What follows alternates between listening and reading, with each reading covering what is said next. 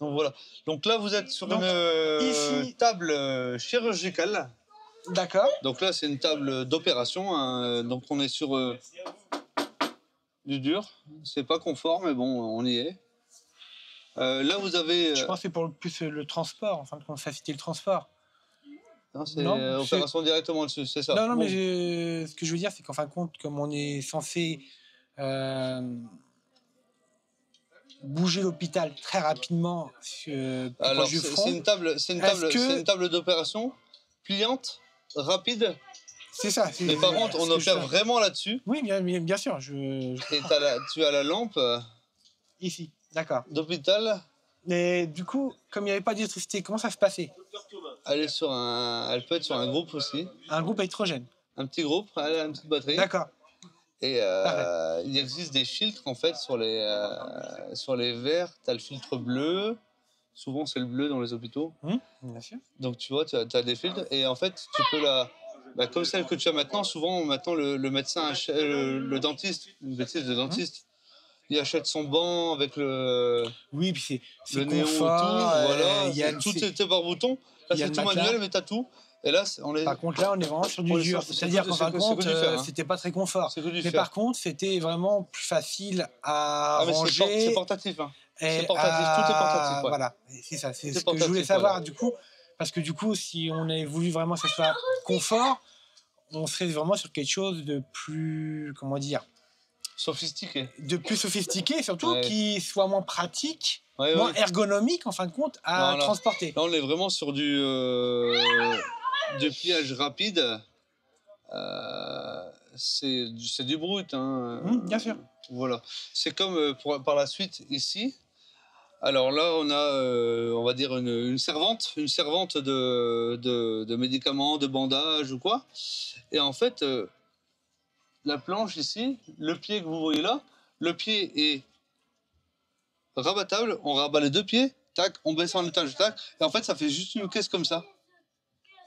Ouais, en fait, on déplie, on met les pieds, et puis hop, ça donne un bureau. C'est du Ikea avant l'heure. Voilà, c'est ça. Ça donne une desserte complète de médicaments. Voilà. Si on revient sur ces ustensiles, du coup, ils savaient qu'aux opérations ou il y avait une spécificité Alors, vu la taille, oui, c'est que de l'opération. Le médecin de campagne qui est vraiment sur le champ de bataille a la même avec moins d'ustensiles. Parce que du coup, il y avait pour les amputations, Alors, il existe des scies. Il existe des scies dans le prochain volet. Donc là, on voit un seau plein de sang. Un seau avec des... Voilà, donc là, on a le même genre de table, du coup, ce qu'on peut voir. C'est la même chose, peut-être un second modèle parce que c'est un peu plus rabattu. Et alors du coup, là, on arrive vraiment sur le truc... Alors, vous avez la scie... qu'on n'avait pas passé. Vraiment, là c'est la grosse opération, là. Là, c'est la petite pour stopper un saignement. C'est la petite chirurgie. Avec le ciseau pour pincer l'artère. Là, par contre, on part sur... voilà, exactement. Là, on part vraiment sur la visseuse manuelle. À moulette, comme on connaît chez nous à l'ancienne pour la pomme de terre. Le batteur manuel à l'ancienne. Les écarteurs. Les arracheurs de dents. Il y a plein de trucs. Les râteaux, ici, c'est pour écarter les chairs, pour les maintenir, pour pouvoir... D'accord. Voilà. Les écarteurs, ici. Là, on a un écarteur. On le voit, hein. Hop. Donc, pour... Ça s'écarte. Là-bas, au bout, dans le fond, nous avons des broches. Des broches. Donc... suivant la... Oui, et tout à l'heure, on a vu, donc il y avait 6 marteaux pour justement tout ce qui est amputation. Malheureusement, c'est pratiquement à vif. Sur 50% des cas, c'est à vif. Hein, c'est pas, on n'a pas le temps de... On reste quand même sur un... De sédater, On n'a pas le temps d'anesthésier ou quoi que ce soit. D'anesthésier, voilà. Tout de suite, il faut faire, puis après... il y a la vie de la personne. Après, on dit, à l'époque, on dit la vie, on y va vite, il va vivre. Non, la façon dont tu es fait, tu ne vas pas forcément vivre, mais on est à l'époque, on reste à l'époque. Et puis, bien sûr. Avec une vision des choses de l'époque, avec, bien sûr, même si il y avait toujours de l'humanité derrière, on n'avait pas les connaissances. Puis, un homme allongé est un homme qui ne combat pas. C'est différent. Il y a aussi ça aussi, bien sûr. Parce que la convalescence, c'est bien, mais c'est pas infini. Et puis, c'est un peu d'achat à canon. C'est ça. Entre guillemets. C'est ça. Non, mais c'est vulgairement ça, oui, il n'y a pas de souci. Bon, il y a de l'humain derrière, mais il y a aussi l'aspect de char à canon. Il faut gagner la guerre, il faut avancer à tout prix, et malheureusement. Voilà. Et on voit bien sur la malle qui est juste là, Table Operation Folding, table d'opération. D'accord. Donc on voit donc ce qu'on a là, en fin de compte, on l'a rabattu ici. Voilà, ça rentre dans une malle comme ça. D'accord. En effet. Et donc, en combien de temps tout l'hôpital peut être évacué pour... Enfin, évacué, je veux dire... ça dure. Rangé pour aller au fond, pour suivre les Ça, pour la soldats. replier, c'est 1 minute. Ça, c'est 1 minute. 1 minute. Le reste, à l'époque, on fait pas attention.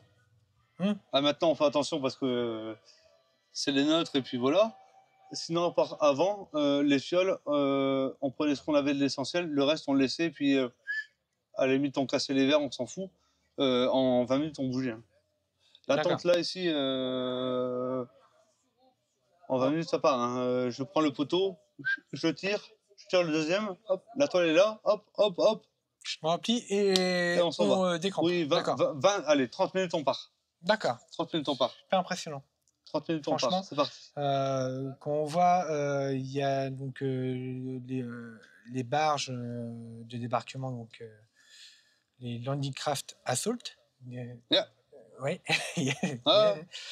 C'était du bois, c'était vraiment pas fait pour durer. Et quand on voit les hôpitaux, c'est pareil, en fin de compte, c'est vraiment le minimum, c'est du minimaliste. Et le but, c'est vraiment... Donc déjà que l'opération coûte moins cher possible. C'est-à-dire, mais c'est la rentabilité qui prime. Exactement, c'est ça. Voilà. La rentabilité et la productivité, en fait. Enfin, productivité, c'est on n'est pas de la marchandise, mais c'est tu rentres, tu as ça, on fait, tu repars. C'est ça. Si c'est grave, tu pars à l'arrière. Dans le dortoir d'à côté pour te remettre un peu ton opération de tout. Et puis après... Une fois que tu es prêt, on retourne. Voilà, exactement, oui. Du coup, c'est peut-être une guerre. Là, on a même un brancard, là. C'est ce que j'ai dit, c'est ça. Mais ce que je me disais, en fin de compte, on parle beaucoup de la guerre 14-18 comme une guerre cruelle où il y a eu des traumatismes des soldats impressionnants. Mais la Seconde Guerre mondiale, enfin du moins après le débarquement, était une guerre aussi... Oui. Voilà, il fallait vraiment... Elle est un peu barbare par rapport à nous, par rapport à notre âge. À notre vision des choses, bien sûr, à notre époque. Entre les deux guerres, elle a quand même vachement évolué, parce que là, on te propose de t'endormir. D'accord. Pour une chirurgie. On a quand même une vision plus humaine. Juste ça, la petite... hop, je vais passer en dessous, je vais vous montrer. Bien sûr. La petite capsule ici. Alors, c'est pas compliqué, c'est un filtre. Oui, on le met, oui. On met là. Il y a une compresse dessus et on imbibe des produits. Par inhalation, on s'endort. D'accord. Première guerre, on n'avait pas. Première guerre, c'était vraiment... Au moins, il y a déjà l'anesthésie, c'est ça. Voilà. D'accord. C'est prévu pour. Mais première guerre, il n'y a pas ça. Parce que du coup, on pouvait penser que la Première Guerre mondiale avait provoqué quand même un électrochoc. Et c'est le cas, réellement. Malgré que les soldats restent de la chair à canon, on a quand même une vision plus humaine des choses. On essaie quand même... Oui. On a quand même cette vision de dire, un soldat performant, c'est un soldat qui est mieux soigné et mieux pris en compte dans son moral et ses sentiments. Ça a évolué du tout au tout. Après, à notre échelle, comme je dis...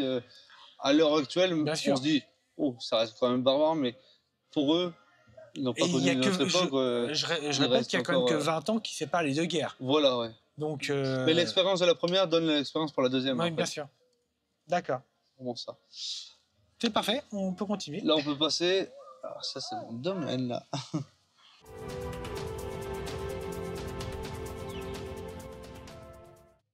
Nous sommes devant le dernier stand.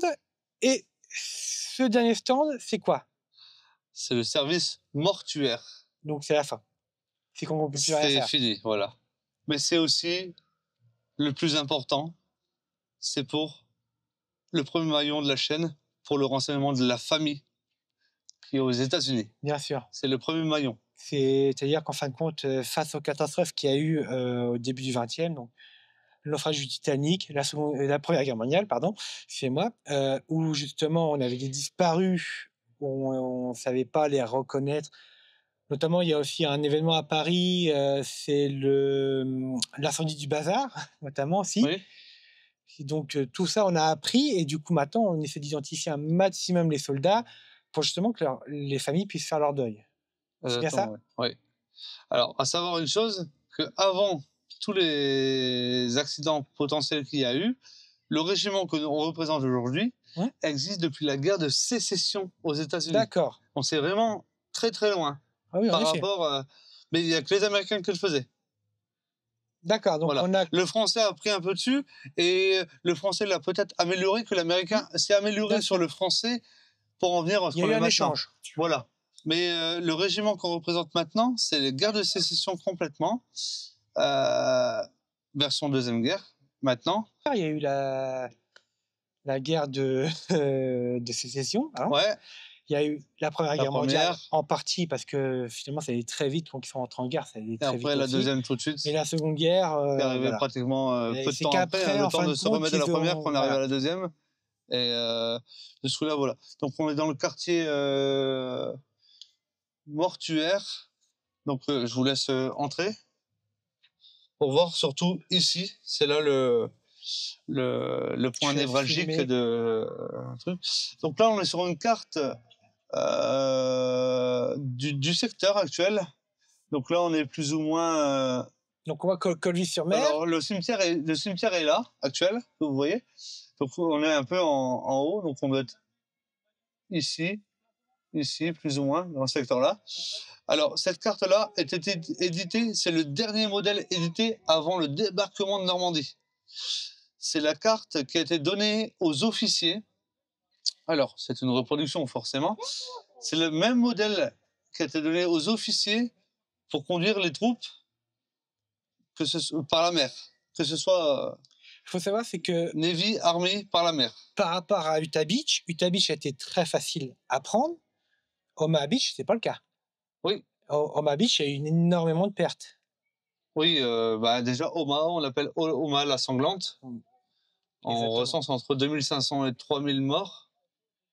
Donc, c'est énorme, on va dire. Alors, là, ici, vous avez... On parle bien d'une carte avant débarquement. Hein. Donc, on recense déjà tous les obstacles pouvant empêcher l'avancée des barges. Bien sûr. Ici, des bancs de sable, donc par la profondeur, sonder les profondeurs pour savoir ce qu'il en est. C'est quand même... Tout ça.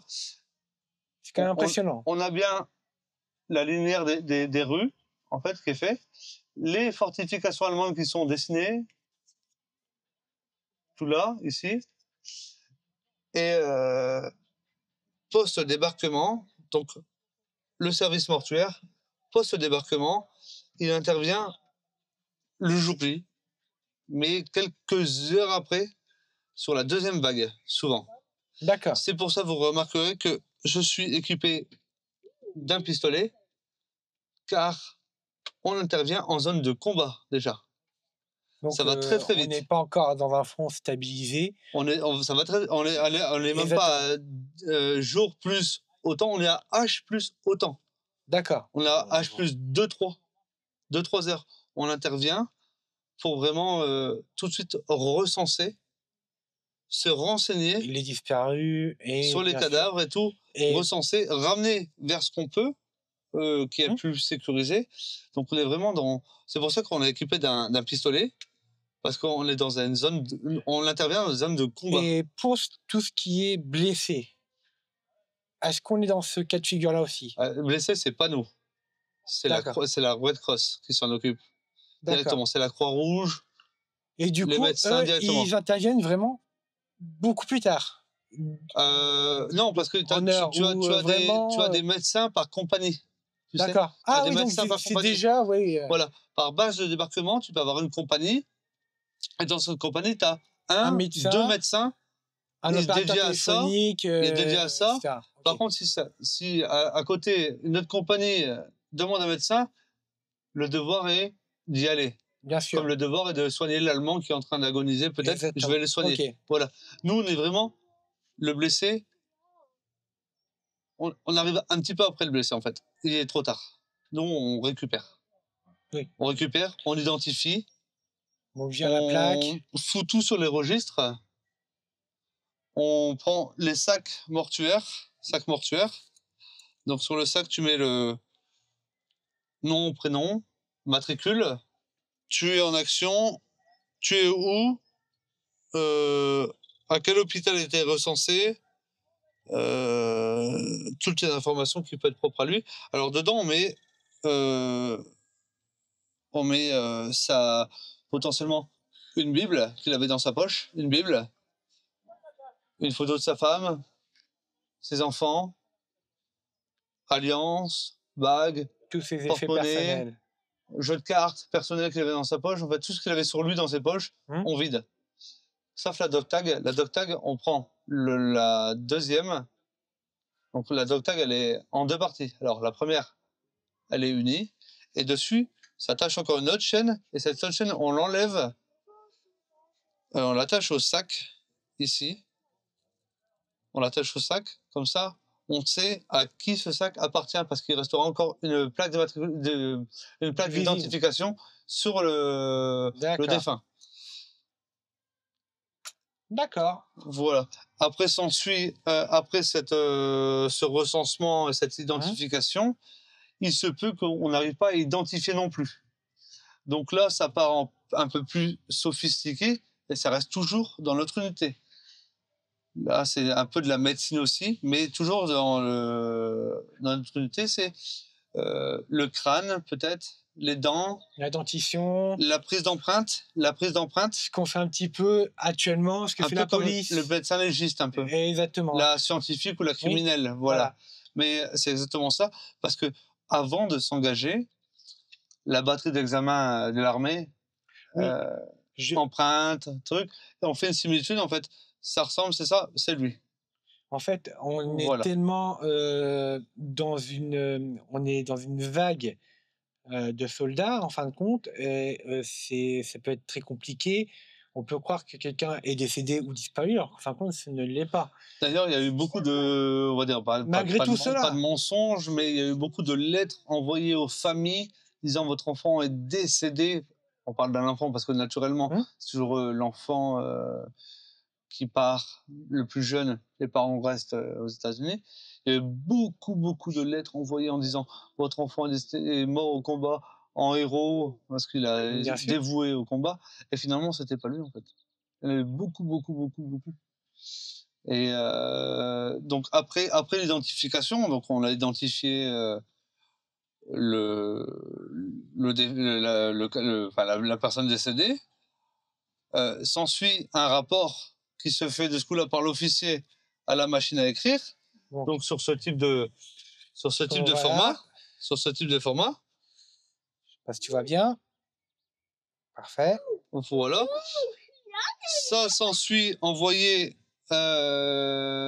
souvent par la proximité avec la Normandie, l'Angleterre, poste d'attache et poste d'envoi de toute troupe, parce que les Américains se sont tous regroupés sur les côtes anglaises pour débarquer après en Normandie. Bien sûr. Donc, envoyé là-bas dans les quartiers généraux, on va dire, avec peut-être le petit sac d'effets personnels, eux retransmettent à l'état-major aux États-Unis, que les États-Unis après retransmettent à un autre petit à côté, qui eux rédigent la lettre et envoient des gens à la famille. Déposer à la famille d'accord. Les effets personnels, la lettre et potentiellement le drapeau plié en triangle. Bien sûr. Voilà. Donc c'est une tradition actuellement aux États-Unis. Si ce régiment n'existait pas, la traçabilité et l'information du décès de la personne sera encore inconnu à l'heure actuelle. C'est vraiment on est le premier maillon. Comme on est au combat en plus. La Première Nous Guerre sommes au mondiale, où combat. il n'y avait pas ce type de service-là. Voilà, et du ouais. coup, en fin de compte, on a dénombré beaucoup de disparus. De disparus. Et on ne sait pas, Voilà. voilà, on a sans doute rien retrouvé d'eux. Voilà.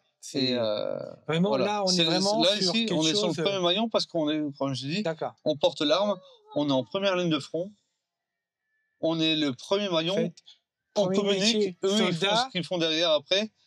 On est vraiment dans l'identification. Premier métier, soldat, et deuxième métier, donc ça. Voilà. C'est exactement ça. C'est Voilà. parfait. Donc l'exposition, les photos d'époque retransmises sur papier actuel, forcément. Bien sûr. Mais on voit un peu ce que je disais, l'identification ici. L'identification ici. Première cérémonie à J+1 après le débarquement, donc on est le 7 juin 44. Aumônier, le maire, les 16 adjoints sur la plage, parce qu'on enterre dans un premier temps les cadavres sur la plage. On les enterre. Deuxième, messe aussi encore, on voit bien. Ici, les troupes, la messe. Donc là, on a la montée de Colville, qui par la suite sera le cimetière actuel que vous connaissez. On les déterre du sable pour les mettre en terre. On voit bien la différence. Cimetière provisoire. D'accord. Deuxième cimetière provisoire qui donne ça vraiment. Car au moins, tout ce que vous avez vu là dans la présentation, c'est ça. C'est les tentes de renseignement de victimes. La tente où on est actuellement. Voilà. Là, vous voyez la montée, ici, ça fait une butte. Et en fait, en haut de la butte, bah, c'est le cimetière actuel. Et seulement après beaucoup d'années, on déterre les corps encore une fois. Et on arrive en 47. Alors, on déterre les corps, il y a de tout. Hein. On les déterre. En 47. En 47, on installe le camp que vous connaissez tous maintenant, qui est à Colville-sur-Mer. Le cimetière américain. Voilà. Voilà, on déterre, on met dans du cercueil en dur, en bois, et on commence vraiment à installer le cimetière que maintenant, en 47, 78 ans après, maintenant, 2024, vous connaissez tous celui de Colville. D'accord. Super intéressant. Je vous remercie. Juste un dernier petit mot. Donc, sur votre association, vous avez présenté. Est-ce que vous avez un Facebook Oui, on a des réseaux sociaux, Facebook, Instagram. D'accord. Donc, vous pouvez nous retrouver sur les pages Facebook au nom de Yankees Group ou Instagram Yankees Group également. N'hésitez pas. Et vous faites uniquement la Seconde Guerre mondiale ou est-ce que vous avez d'autres Alors, le Yankees Group, en fait, nous avons notre association Yankees Group qui dépend de grandes associations où nous faisons du napoléonien, de la guerre d'Algérie, de l'OPEX, du Seabees, c'est-à-dire de la Navy, du Première Guerre. On a un melting pot de toute multi-époque, en fait. D'accord. Et le nom de cette grande association? USARG. U-S-A-R-G. D'accord. Voilà. On est du nord de la France, la métropole lilloise, principalement. Les membres viennent un peu partout, mais on arrive toujours à se recentrer dans de belles... Vraiment des passionnés de l'histoire, voilà, mais pas uniquement que de la période Seconde Guerre mondiale, non, voilà, mais vraiment de l'ensemble de l'histoire. Exactement. De France, je pense, principalement. De France et d'ailleurs. Et d'ailleurs aussi, d'accord. D'ailleurs, oui, il n'y a pas de... Toute l'histoire est universelle, je suis d'accord. Universelle est importante. Voilà. En effet, je vous remercie et j'espère que cette vidéo vous a plu. N'hésitez pas à liker et commenter et à suivre donc l'association, les Yankees et le coffret d'histoire. Et moi, je vous donne rendez-vous pour une prochaine histoire du coffret de l'histoire. À bientôt.